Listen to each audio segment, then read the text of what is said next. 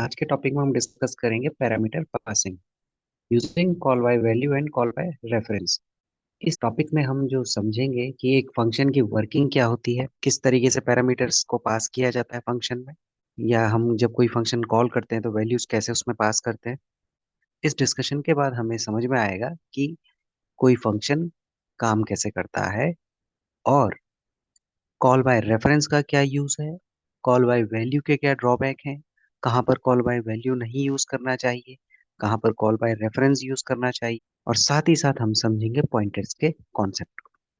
आप स्लाइड में देख रहे हैं एक कंप्यूटर प्रोग्राम इसमें लिखा हुआ है सी लैंग्वेज में।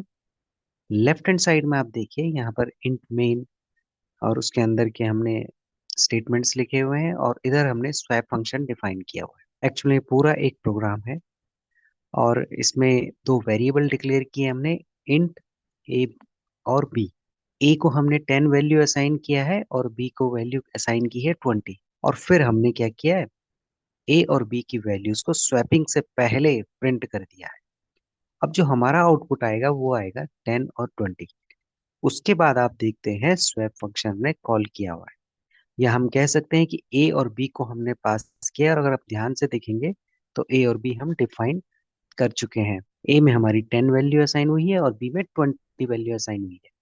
तो स्वैप फंक्शन 10 और 20 को एज ए पैरामीटर लेगा और उसके बाद हमारा फंक्शन कॉल स्टार्ट होगा। और स्वैप में जो हमारा वेरिएबल आप देख रहे हैं यहाँ पर इंट एक्स लिखा हुआ है, जो वेरिएबल है एक्स, इसमें ए में जो वैल्यू असाइन हुई है 10, ये यहाँ पर पास हो जाएगी। इसी तरह बी में जो वैल्यू असाइन हुई है 20, वो वाई में पास हो जाएगी। ठीक है। अब हम देखते हैं ये प्रोग्राम स्वैप फंक्शन जैसे ही कॉल हुआ हमारा प्रोग्राम अब इधर चला जाएगा।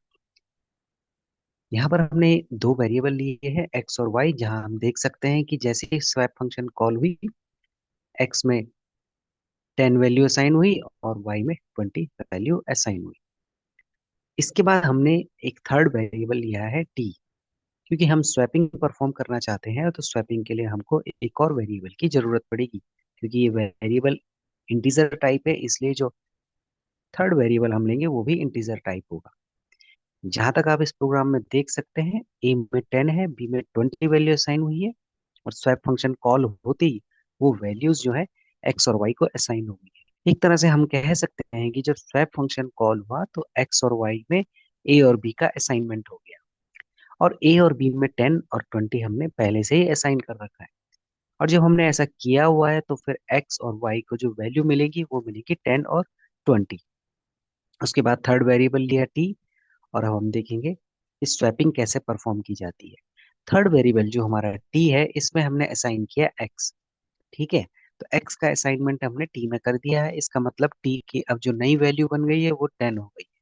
उसके बाद एक्स में हमने वाई का असाइनमेंट किया है। अगर आप सेकंड स्टेटमेंट देखिएगा, एक्स में हमने वाई का असाइनमेंट किया है, तो नई वैल्यू जो एक्स की है वो बन गई 20। आप स्क्रीन में देख सकते हैं एक्स की वैल्यू बन गई है 20। उसके बाद y में हमने t का असाइनमेंट किया। अगर आप ध्यान से देखेंगे तो t में 10 वैल्यू है और y की अब नई वैल्यू हमको मिल गई है 10। जब printf फंक्शन कॉल होगा तो x और y की वैल्यू प्रिंट होगी, x की वैल्यू 20 आएगी और y की वैल्यू 10 आएगी। बाय मिस्टेक ये रिटर्न स्टेटमेंट लिखा है यहाँ पर, ये इसको आप इग्नोर कर दीजिए, ये नहीं होना चाहिए था यहाँ पर। अब हमारा आउटपुट आया x में 20 और y में 10। इसके बाद हम देखते हैं स्वैप फंक्शन जब कॉल हुआ है, स्वैप फंक्शन कॉल होने के बाद अब ये प्रिंटफ स्टेटमेंट एग्जीक्यूट होगा। इसमें हम ए और बी की वैल्यू को चेक कर रहे हैं। अगर आप ध्यान से देखेंगे प्रोग्राम में ए की वैल्यू 10 है और बी की वैल्यू 20 है। यहाँ पर जो आउटपुट आएगा वो ए में 10 ही मिलेगा हमको और बी में 20 ही मिलेगा। इस प्रोग्राम में ध्यान देने वाली बात यह है कि स्वैपिंग परफॉर्म नहीं हुई, मतलब ए और बी की वैल्यू स्वैप नहीं हुई है, स्वैप हुई है एक्स और वाई की वैल्यू। इसका मतलब जब स्वैप फंक्शन हमने कॉल किया था तो हमने कॉल बाय वैल्यू परफॉर्म किया था। इसमें हम कह सकते हैं कि ए की एक कॉपी एक्स को असाइन हुई और बी की कॉपी वाई को असाइन हुई, और जो स्वैपिंग परफॉर्म हुई वो इनकी कॉपीज में हुई, एक्चुअल कंटेंट में कोई स्वैपिंग नहीं हुई। तो जब आप इस प्रोग्राम को रन करेंगे तो आप पाएंगे कि आपका आउटपुट एज इट इज है, उसमें कोई स्वैपिंग परफॉर्म नहीं हुई है। इसको हम कहते हैं कॉल बाय वैल्यू। हम फंक्शन कॉल जब करते हैं तो हम वैल्यूज को उसमें पास करते हैं। ठीक है। हम एक रिटर्न स्टेटमेंट देकर एक्चुअल वैल्यूज को अपडेट करते हैं, लेकिन यहाँ पर रिटर्न जब हम देंगे तो दो वैल्यूज को हम एक साथ रिटर्न नहीं कर सकते हैं, हमेशा एक बार में एक ही वैल्यू रिटर्न होगी। तो इस प्रॉब्लम को रेक्टिफाई करने के लिए हम मदद लेंगे कॉल बाय रेफरेंस की, जो कि आपको अगली स्लाइड में देखने को मिलेगा। इस प्रोग्राम में हमने थोड़ा फेरबदल किया है और पॉइंटर की मदद से इसको परफॉर्म किया है। कॉल बाय रेफरेंस में क्या होता है, एक वेरिएबल हमने यहाँ ए और बी, बिल्कुल जैसे हमने वहाँ डिफाइन किए थे कॉल बाय वैल्यू में, इसी तरीके से ए में हमने 10 असाइन किया, बी में 20 असाइन किया और इनकी वैल्यू को प्रिंट किया और पाया कि A is equal to 10 and B is equal to 20। उसके बाद हमने बदलाव किया है स्वैप फंक्शन में। यहाँ पर आप ध्यान से देखेंगे, एड्रेस ऑफ ए और एड्रेस ऑफ बी हम क्या कर रहे हैं, कॉल कर रहे हैं। जब कभी हम एड्रेस को पास करते हैं तो हमारे वेरिएबल पॉइंटर टाइप होने चाहिए, तभी वो असाइनमेंट सक्सेसफुल होगा। इसलिए हमने यहाँ पर एक्स को पॉइंटर टाइप वेरिएबल बनाया है और वाई को भी पॉइंटर वेरिएबल बनाया है। अब ये एड्रेस ऑफ ए एक्स को असाइन हो जाएगा और एड्रेस ऑफ बी वाई को असाइन हो जाएगा, मतलब एक्स के पास ए का एड्रेस आ जाएगा, वाई के पास बी का एड्रेस आ जाएगा। इस तरीके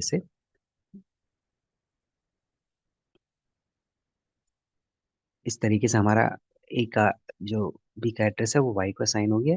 एक्स में हमारी वैल्यू आ गई 10 और वाई में हमारी वैल्यू आ गई 20। लेकिन यहाँ पर थोड़ा सा डिफरेंस है, यहाँ पर एक्स ए का एड्रेस है और वाई बी का एड्रेस है। अब हम थर्ड वेरिएबल लेंगे टी, और अब हम परफॉर्म करेंगे असाइनमेंट।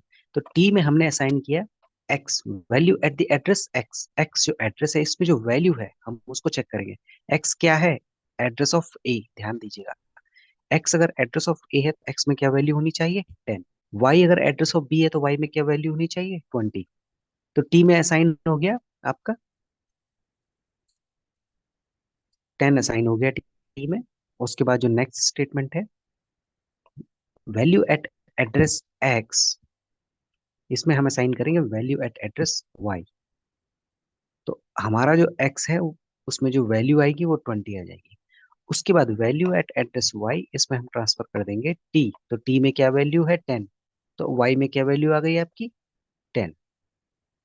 इस तरीके से हम देख सकते हैं कि हमने एड्रेस को पास किया और एड्रेस में जो वैल्यूज थी उनकी स्वैपिंग परफॉर्म कर दी। अब जब हम रिजल्ट प्रिंट करेंगे तो हम वैल्यू एट एड्रेस एक्स और वैल्यू एट एड्रेस वाई को प्रिंट करेंगे, तो देखेंगे हमारा आउटकम 20 और 10 नजर आता है। उसके बाद आप अगर ध्यान से देखेंगे तो हमने यहाँ पर कोई कॉपी ट्रांसफर नहीं करी, हमने यहाँ पर एड्रेस को ट्रांसफर किया है।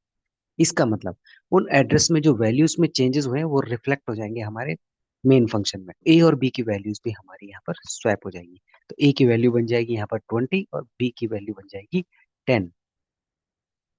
जब हमारा इस प्रोग्राम का आउटकम, यानी जब ये प्रिंट फंक्शन हमारा आउटकम देगा तो ए में आपको 20 मिलेगा और बी में 10 मिलेगा। तो यहाँ पर बहुत इंपॉर्टेंट बात देखने वाली ये है कि एड्रेस ऑफ ए जब हम कॉल करते हैं तो उसको कैरी करेगा पॉइंटर वेरिएबल एक्स। आपको ये पॉइंटर वेरिएबल बनाना ही पड़ेगा। अगर आप इसको पॉइंटर वेरिएबल नहीं बनाएंगे तो ये असाइनमेंट कभी भी परफॉर्म नहीं होगा। इसी तरीके से वाई को भी हमें पॉइंटर वेरिएबल बनाना पड़ा, तो तब ये असाइनमेंट पॉसिबल होगा। मतलब जब कोई वेरिएबल पॉइंटर टाइप वेरिएबल बन जाता है तो वो किसी भी वेरिएबल का एड्रेस स्टोर कर सकता है या एड्रेस को पॉइंट कर सकता है। ठीक है क्या? तो एक बार ये होने के बाद जब एक्स और वाई हमारे ए और बी के एड्रेस बन जाएंगे तो फिर हम उनकी वैल्यूज के बीच स्वैपिंग अगर परफॉर्म करते हैं तो वो एक्चुअल स्वैपिंग होगी। तो आपने देखा था कॉल बाय वैल्यू में तो ये नहीं हो पाया था, लेकिन कॉल बाय रेफरेंस में बड़ी आसानी से हो गया। यहाँ पर मैंने रिटर्न स्टेटमेंट लिखा है, प्लीज इग्नोर इट। ये गलती से लिखा हुआ है रिटर्न स्टेटमेंट, ये यहाँ पर होता नहीं है क्योंकि हम कॉल बाय रेफरेंस यूज कर रहे हैं, तो रिटर्न करने की हमें कोई जरूरत नहीं है। रिटर्न इसीलिए किया जाता है कि जब कोई फंक्शन कॉल होती है तो वो फंक्शन कुछ ना कुछ वैल्यू मेन को रिटर्न करता ही है, या दूसरे फंक्शन को जहां वो कॉल हो रहा है उसको रिटर्न करता ही करता है। लेकिन यहाँ पर हम पॉइंटर वेरिएबल की मदद से, हम एड्रेसेस की मदद से अपडेट कर रहे हैं, तो रिटर्न करने की यहाँ पर कोई जरूरत नहीं। तो इस तरीके से हम कॉल बाय वैल्यू और कॉल बाय रेफरेंस को समझते हैं। पैरामीटर पास करने के दो ही तरीके होते हैं, call by value and call by reference. आप अपने क्वेश्चन कमेंट सेक्शन में रख सकते हैं। Thanks for listening. Thank you very much.